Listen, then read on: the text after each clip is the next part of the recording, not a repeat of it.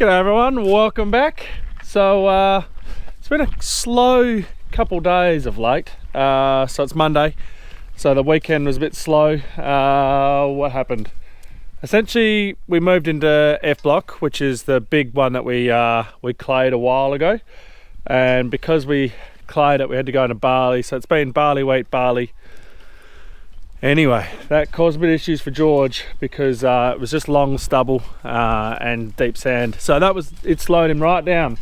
So instead of doing, we should be another paddock in front of where we are now, but we're not, but that's all right. And then yesterday, Sunday, we got him rolling, and then we're in this piece we're in now. Now we weren't sure how he was gonna go in here. We sort of thought it was gonna take him all day. It ended up taking him to about 1 o'clock. But by that time, we couldn't get Henry out spraying because we had misty rain the whole day. It was nice. We had, I think we ended up with 2 mils of rain. So that was very nice. So George took the rest of the day off. We couldn't even fill the seeder. So that's what Dad and I are going to do this morning because it was obviously misty rain. So this morning Dad and I are going to fill this. George isn't here this morning.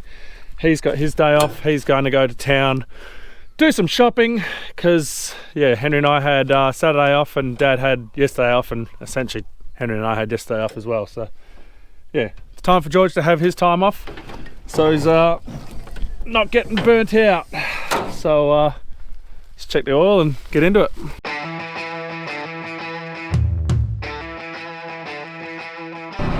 So while I wait for the screens and everything to warm up so then I can start the fans up and get the auger out. Saturday was off. Henry and I had off. Well, Henry did a tank in the morning. I had kids' sport to go to and attend to, so we did that. And then in the afternoon, we had our hockey game. And injured again. So I got hit in the hand with the ball, but that's all right. You can't really tell that. But I got to go and see a doctor about my back because my goodness, is it sore. Okay, it was sore yesterday. It's okay today, and I'm just getting too old and decrepit for sport. I need to go and sort out what's going on with it because it's never good to have sore back. But anyway, we are waiting for Henry. He's going to go and spray a tank out this morning. Well, he'll spray a couple, and by the time we're filled, we'll be able to get rolling. We'll just see how we go on the next paddock. We should have no issues. George didn't have many issues in this paddock. He actually went quite well. So we should be fine in that next paddock. It's gone canola wheat. So we're going barley now. So we should just be able to interrow sow and be happy days.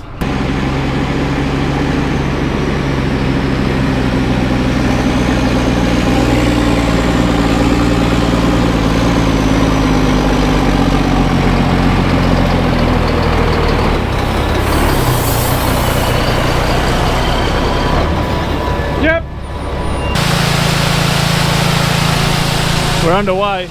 Took a little bit longer. When it's always been really wet, we try and just run a little bit of product just out on the ground. And what's happened is because the augers are so wet, it was just scraping the auger. Like we clean the flighting, but the barrel itself is just caked with crap. So a lot of it went on the ground, and some of it landed in there when we thought we were done. You see that big chunk just there? Yeah, it's yuck. It's a big chunk of all our product just wet and combined together. So it's all cleaned out now. So hopefully we're all good. Righty-o, we are all ready to roll. We're in the next paddock. Henry you can't really see, but he's down there spraying. I'm ready to roll here. Let's see how well I can do this one-handed, turning around and getting started without crashing into anything.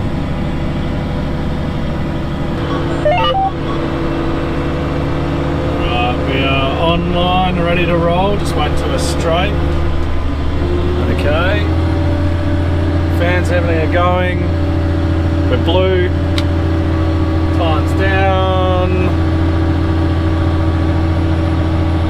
And we got C coming out now. Down here, we're going to go green. Our motor's running. Our revs are rolling over. I'm going to nudge one to the right. There we go, into row sowing. Now we're coming up to the corner. This is going to be a tricky one-handed, we'll see. So we're going to want seeding run line, which hopefully is going to be popping up some adaptive curves in a second. We go okay. It's popped up. I'm just going to hand steer that around because that looks way too sharp.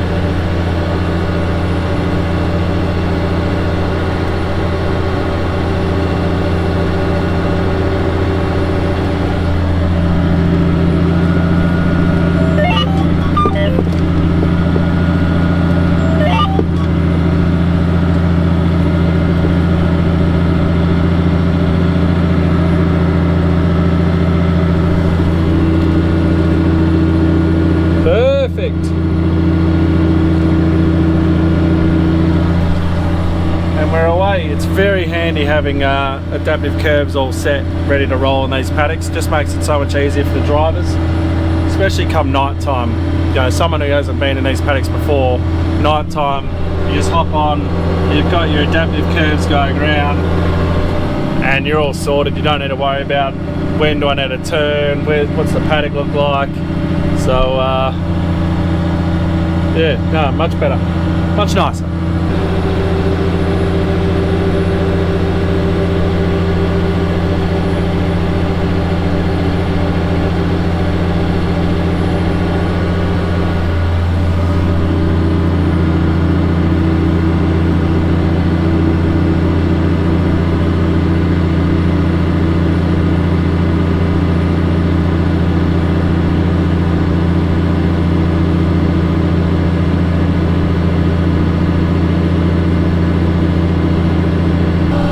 Comes Henry's only got like half a boom, maybe not even that, so it's operating at the moment. Will we hit though? He might need to lift up his boom.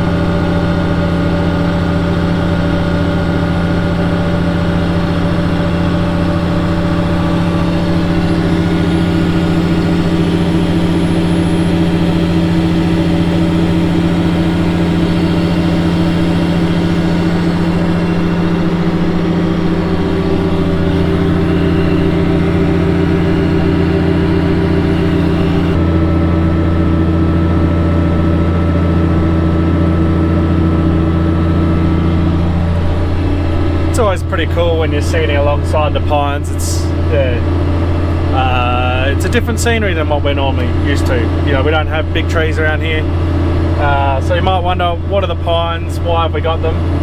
So we've got a couple of pine plantations on the farm. This one is actually the government's, so it was a government scheme that they essentially leased land off us, plant trees, and then they were, you know, planning to harvest them and do all that. Anyway, it went bankrupt, the whole thing, but yeah, we still get paid every year for having the trees on our farm. I believe it's a 30-year lease. And why did we do it? Well, you probably just saw there, and where I'm going to now, it's a bit sandy where we are, and claying back in the day wasn't really an option. It's a massive area as well. So Dad at the time thought, no, you beauty, let's actually do something with this land, and yeah, put it into trees. So the government came and planted them all, did everything like that. They just, yeah, they went broke, so it meant that they didn't maintain them. So I think these were meant to be used for power poles, but anyway, so yeah, essentially the ground was unproductive. It was just turning to sand like it is where we are now. So yeah, to put it into pines was yeah, the right move. And then we've done it in 2 other places on the farm as well, because we had just area that was just getting away from us in sand, and the pines work really well, stops the sand blows from happening and occurring. So yeah, we've done that in where we spaded last year. Actually, that's where we we put pines in. So that's the reason for the pines. So not these ones, but the ones we've planted. We've got I guess wood for years, which is nice.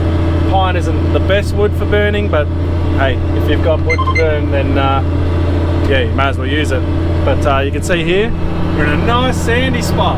I don't always show you guys the best bits, So yeah, this is probably wasn't as bad as this when Dad put it into trees. Well, Dad agreed for the government to put it into trees, but it would have been getting sort of close to this. But you plant pines on this and they will just absolutely thrive. They just, yeah, they love it.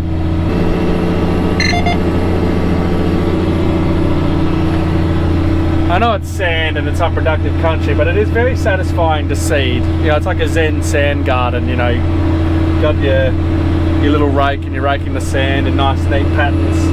It's very therapeutic. Finished my outside laps, so it's time to do a seed check and just make sure that everything's coming out. And I figured, considering I'm out here, I've brought the 360 camera out with me. I don't use this much because it's a pain to edit, but it gets great footage.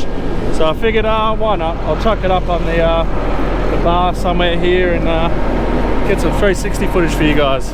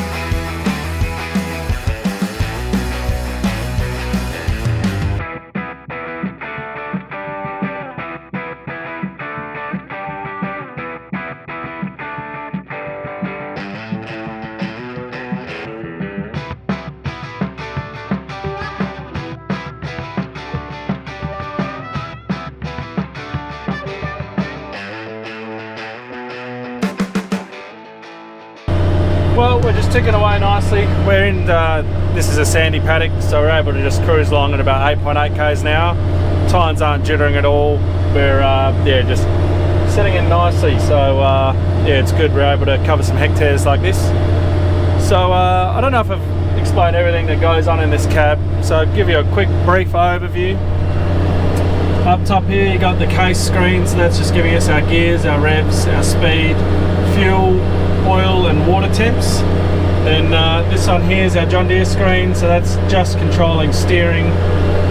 This one here is our X35 screen, that controls the bin, so that's what controls the seeder.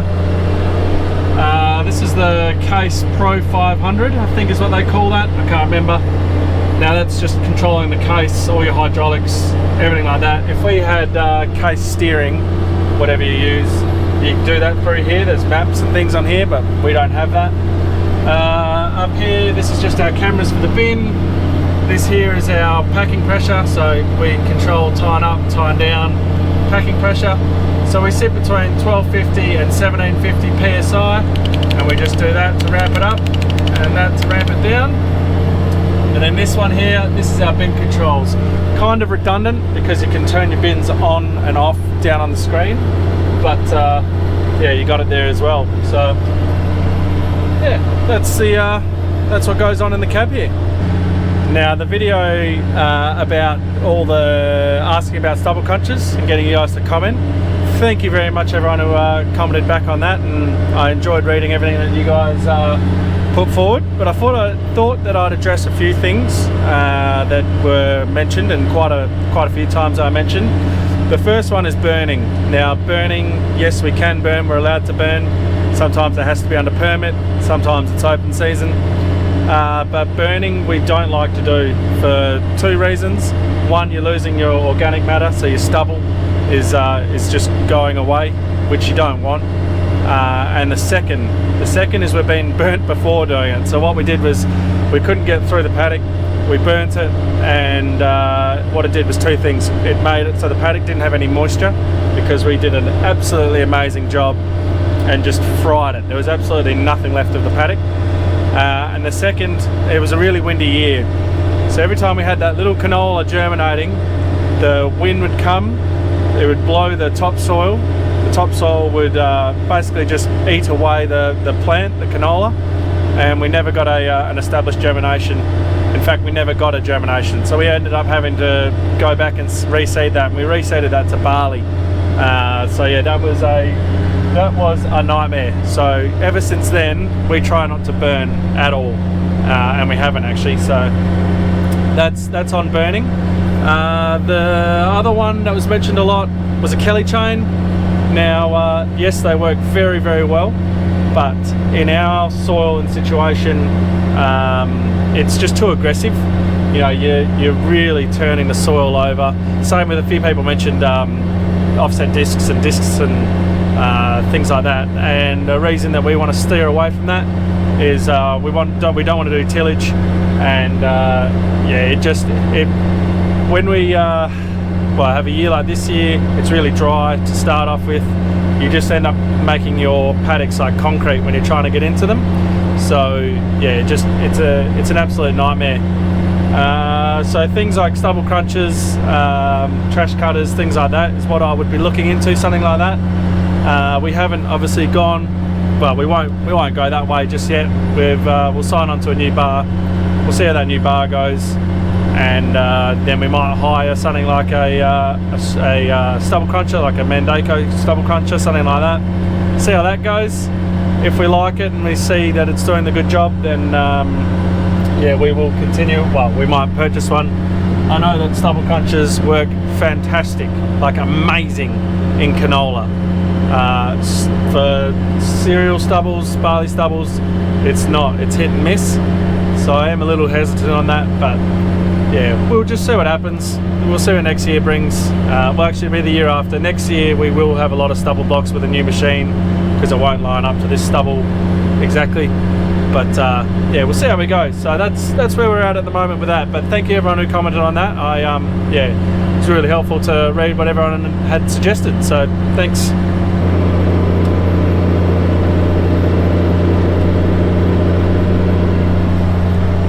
Another thing I forgot to mention was quite a few people mentioned getting a disc seeder. Now, obviously a disc seeder is a lot better with trash flow. They aren't perfect, they do get blocked. I've seen quite bad blocks occur from a disc seeder. But a disc seeder does not work in my country, so I've got quite hard soil and quite a lot of rocks. So a disc just won't be able to get in, won't be able to penetrate, and will break easily. The other thing is we use products that you need to get that soil through to, well, yeah, you need the soil to be covered over your chemical spray, so Treflan, sulfur, things like that, and that's what stops grass from going through. With a disc you can't get that.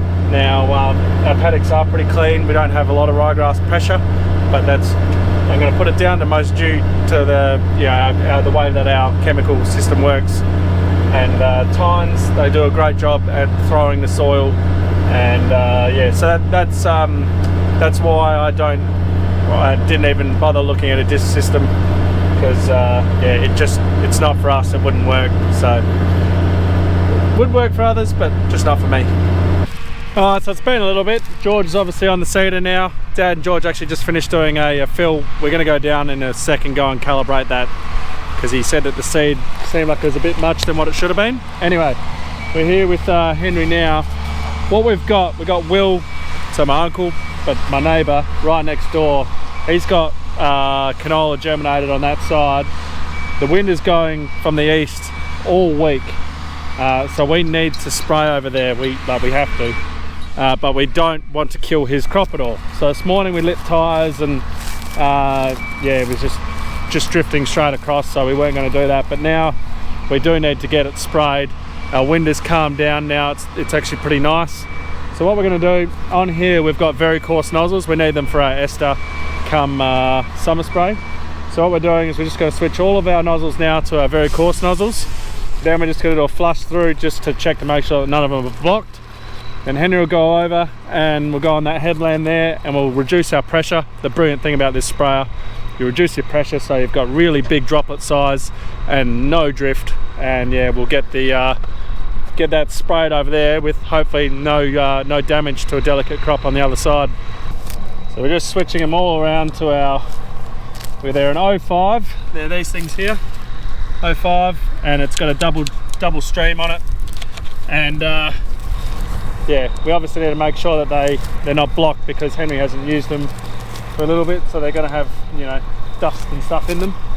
And obviously we want to make sure that we're not going to damage a neighbour's crop. It's our duty of care to make sure that we don't have any drift or anything go over and kill people's crops, because that's just negligent on our part if we were to do that. So this is the beauty of having nozzles like this, that you can just switch over and, you know, be able to do something like this, and hopefully it works. Alright, he's going to give it a go. It's going to be high pressure, so we can blast all the stuff, all the dirt out. And yeah, so if it looks like it's drifting, that's why.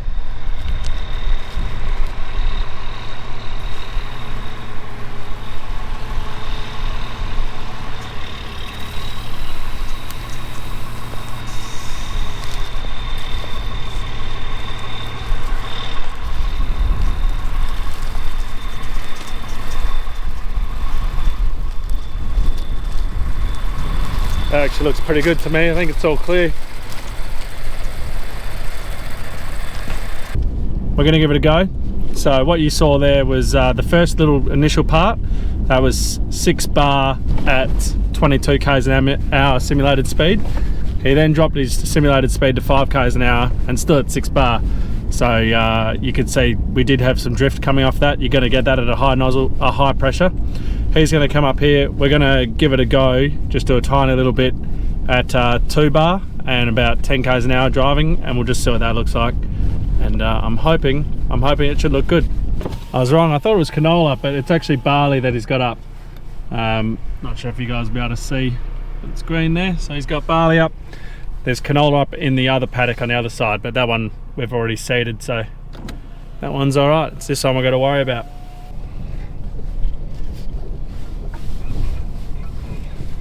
So you can see how there's just no cloud coming out at the moment, because he's got such little drift, such big nozzles on and such big droplets, that there's just no drift occurring, which is exactly what we want. I'll even put my window down here just to check. Yeah, that's looking ideal. Stay at that speed, and maybe even drop your pressure down a little bit if you can, but yeah, I'm not seeing any drift.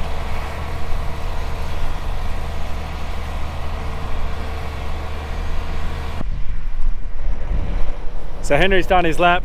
We've done the best that we possibly could in the situation, and we turned off a whole bunch of sections, so I'm hoping it's all right. We're just here now with George calibrating. So this should be 10.5 kilos. I'll let you know what it is. Once again, George was correct. That's what you'll say to the camera.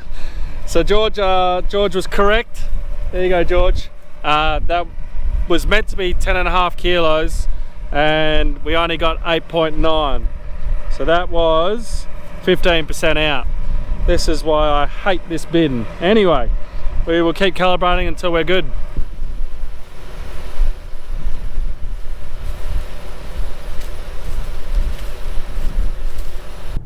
Well, we got him back sorted to the correct cow. It's the annoying thing about this bin. Sometimes it will be perfect. Like for canola, it was perfect the whole time. For the first part of the wheat, the barley, it was perfect. And then obviously we've changed varieties, so we've done a different one. We've recowed. So we recowed yesterday morning. So we've done, let's just say 140 hectares on a calibration, and it's already 15% out. Yeah, just absolutely frustrating, this bin, how it does that. It can be perfect and then it can just be horrible. That's why the next one will be having scales on it, individual bin scales, and yeah, that way it's always calibrating itself and it's always going to be right. So yeah, anyway, look guys, I reckon we'll leave the video there. So thank you very much for watching. Don't forget to like, subscribe and share. And as always, see you in the next one.